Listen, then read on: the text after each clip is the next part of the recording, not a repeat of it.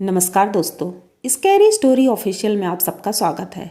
आज की कहानी की तरफ बढ़ने से पहले चैनल को सब्सक्राइब कर लीजिए और अगर कहानी अच्छी लगती है तो प्लीज़ लाइक एंड कमेंट करना मत भूलिएगा।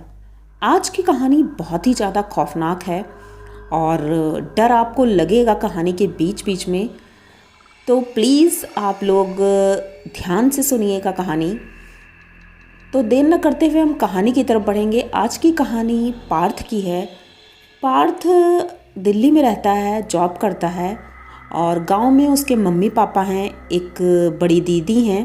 तो बड़ी दीदी की शादी हो चुकी है, अभी 2 साल ही हुए हैं।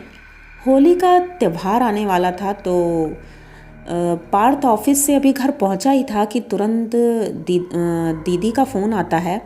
दीदी पूछती है कि पार्थ तुम घर कब आ रहे हो? तो वो बोलता है कि दीदी अभी यहाँ तो छुट्टी नहीं है और जैसे ही छुट्टी मिलेगी तो मैं जब घर आऊँगा तो फिर वहाँ आऊँगा। तो कहती ठीक है अच्छा।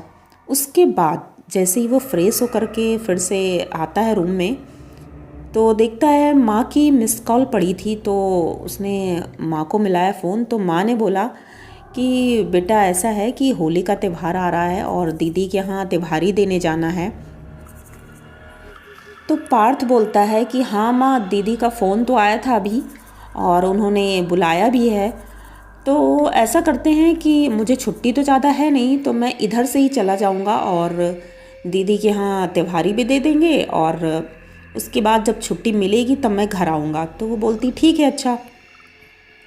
तो ये ऑफिस से परमिशन लेता है एक दिन की और बताता है कि मुझे जाना है किसी ज़रूरी काम से।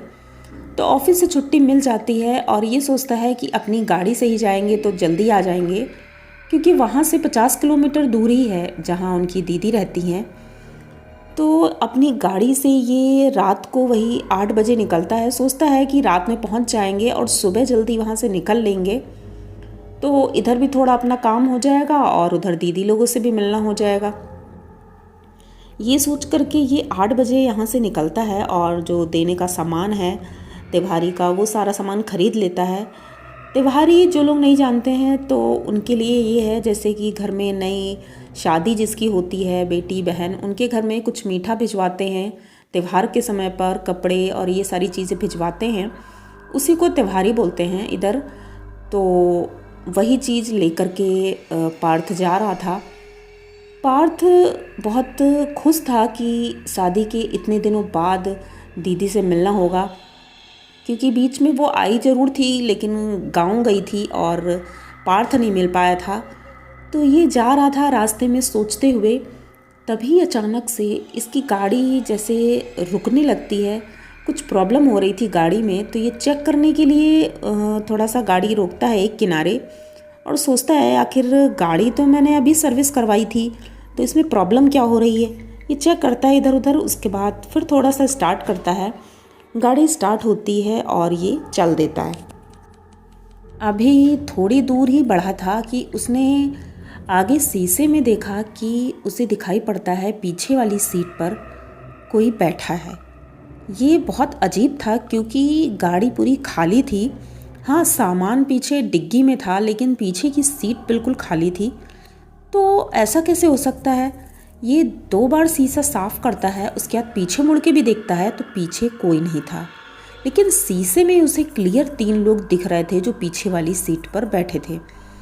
अब ये थोड़ा सा डर रहा था कि ऐसा कैसे हो सकता है, पीछे कोई गाड़ी भी नहीं आ रही है, दूर दूर तक कोई गाड़ी नहीं थी और अंधेरा बहुत ज़्यादा था।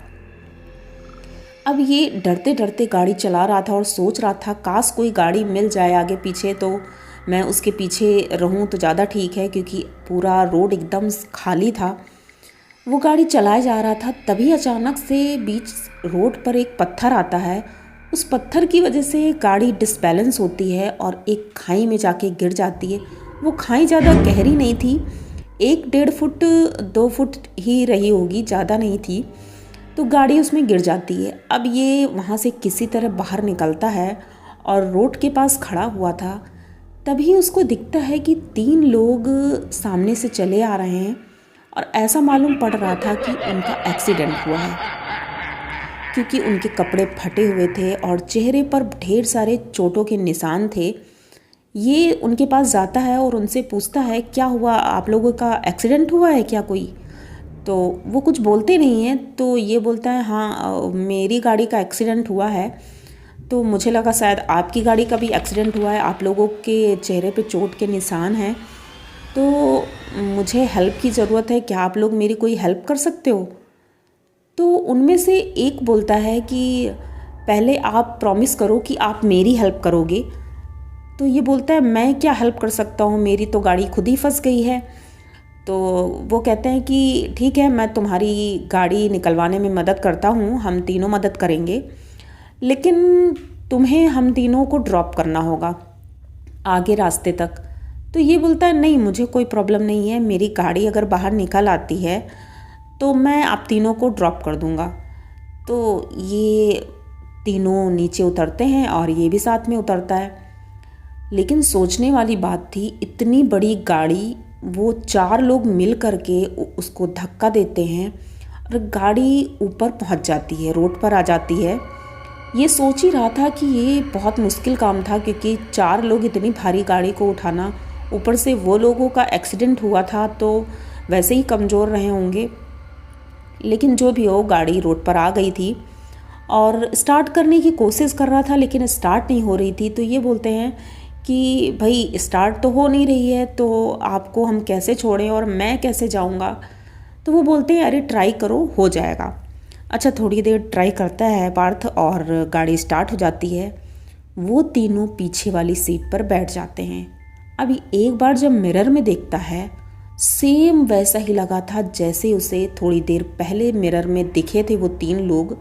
ये वही 3 लोग थे।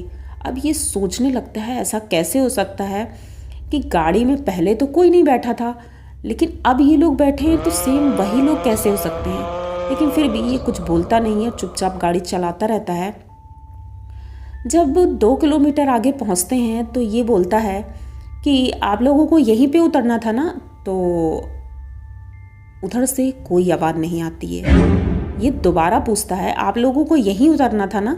इसके बाद ये पीछे मुड़ता है और जैसे ही पीछे मुड़ता है तो देखता है पीछे कोई भी नहीं है। अब ऐसे कैसे हो सकता है कि वो 3 लोग बैठे थे और गाड़ी कहीं रुकी भी नहीं, वो तीनों उतरे कैसे।